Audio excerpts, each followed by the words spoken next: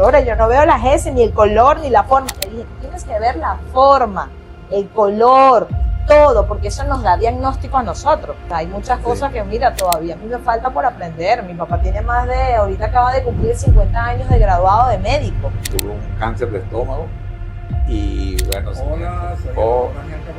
pasé un tiempo hospitalizado importante. ¿Ese fue el que diagnosticaron ustedes? Sí. Ella me lo dio diagnóstico. Es muy frecuente oír, mira, fulano de tal, oye, le diagnosticaron un cáncer y en 3 meses se lo llevó. No en 3 meses. Ese cáncer ya tenía 7 años dentro de ese paciente.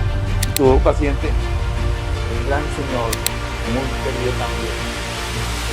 De hecho, yo en junio me muero. Y el 1 de junio murió.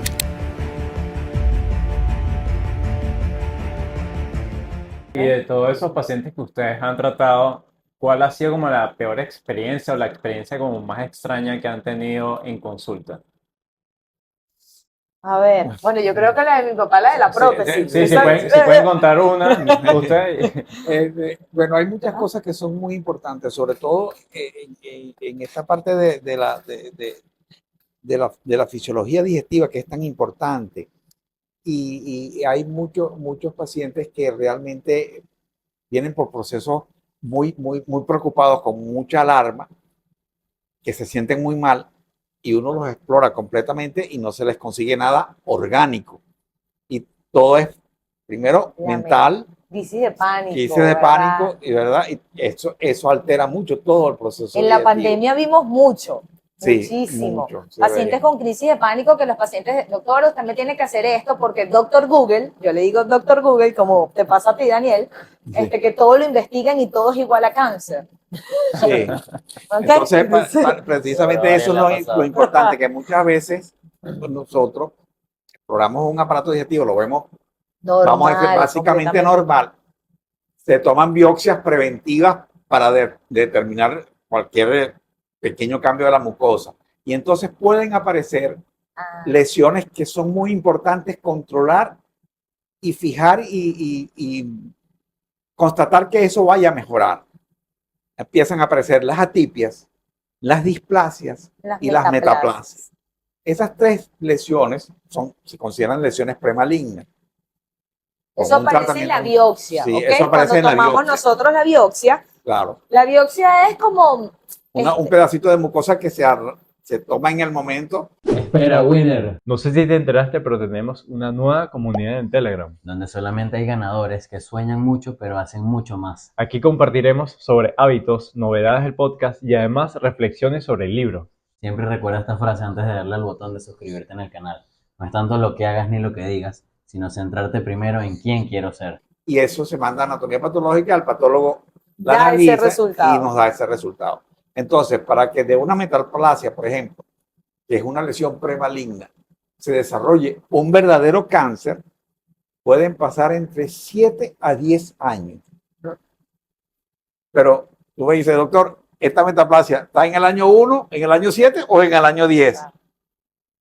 Es ahí donde uno tiene que precisamente empezar a estudiar al paciente y vigilarlo. Véngase dentro, dependiendo de lo que uno encuentre, 6 meses, 8 meses, 1 año, y le hacemos un nuevo control y se vuelven a tomar biopsia de la misma zona donde estaba la primera lesión. El patólogo nos indica, persiste metaplasia intestinal, persiste en atipia. Entonces ese paciente uno tiene que vigilarlo con más frecuencia, 8 meses, 1 año, no dejar pasar tanto tiempo. Muchas veces ocurre que con los tratamientos y con todas estas cosas, eso se revierte y esas lesiones se curan y desaparecen. Entonces, el paciente no es que no requiera más control, pero puede ser venirse cada 3 años, 5 años, cada 4 o 5 años, ya es diferente, dependiendo. Pero por lo general no, bueno, esperar síntomas es que es lamentablemente muchas veces cuando un paciente ya tiene síntomas, es porque ya tiene una lesión muy avanzada. Muy avanzada. O que son pacientes asintomáticos, ¿qué quiero decir asintomáticos? No sienten absolutamente nada. Claro. Y el paciente, bueno, se empieza a ver la coloración oscura del orine, se empiezan a ver las escleras amarillas, Entonces, bueno, o si no es una ictericia obstructiva, lo que llamamos, puede ser una lesión de páncreas, ¿ok? Un tumor de cabeza de páncreas o de cuerpo, de cola. El páncreas se divide en tres, ¿ok? Cabeza, cuerpo y cola. Entonces ya eso está avanzado y bueno, sí se puede, ya hice, dependiendo del estadio, se ve si se opera, si recibe su tratamiento de quimio, eso va a depender de cada, todas lesiones tumorales tienen su conducta totalmente diferente, ¿ok? La mayoría siempre mandan quimio, radio y posterior operar, ¿ok? Para reducir esa lesión, pero eso va a depender de cada organismo. Tuvimos un paciente que de verdad recordamos mucho, hoy en día falleció, un paciente joven, con un diagnóstico de seminoma, ¿correcto? Sí. Y fíjate lo que es la conducta de saber, él se diagnostica ese seminoma en el año, él nos viene este año. Sí. Y se lo diagnosticó hace 2 años, más o menos, papi, 2 años, 3 años. Pero él no buscó la biopsia. No buscó la biopsia. Y le habían informado que era un hidrocele, como, es decir, a nivel lesión testicular, estamos hablando testicular. Y que era una lesión completamente benigna, simplemente es como líquido en el testículo. Pero resulta que no, eso fue la impresión que tuvo el médico que lo vio y que lo operó en el momento, pero cuando el patólogo analiza la muestra, se ve que ahí hay un tumor maligno. Un tumor. Y él no lo vino a saber, sino ya cuando lo mandamos a buscar esa biopsia. Entonces, a los 3 años. Claro. Entonces ya esa biopsia, ya ese tumor ya había hecho metástasis al abdomen y se había lleno. Él viene a nuestra consulta, un muchacho de 30 y pico de años, joven, sí. Pérdida de peso, poco apetito y mucho vómito.